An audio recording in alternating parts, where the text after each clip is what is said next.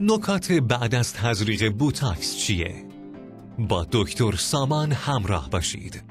تا 4 ساعت بعد از تزریق بوتاکس نباید دراز بکشین.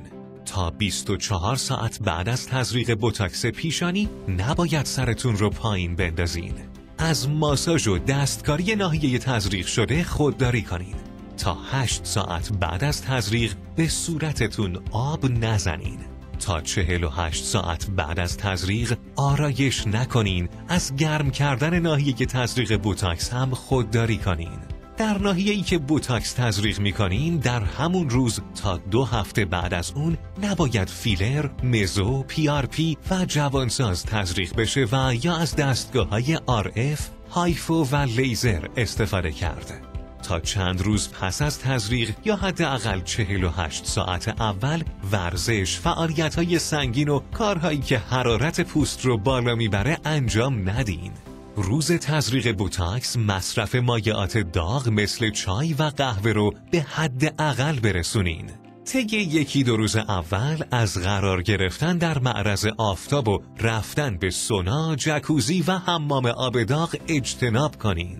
در بوتاکس تعریق زیر بغل تا 24 ساعت شیو انجام ندین و اسپری و دئودورانت استفاده نکنین. طی روزهای اول بعد از تزریق از مصرف الکل و سیگار خودداری کنین.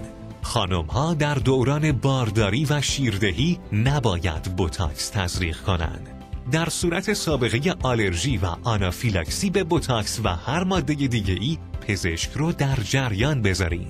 در ناحیه‌ای که پوست به هر دلیلی التهاب داره و یا زخم وجود داره تزریق انجام ندین.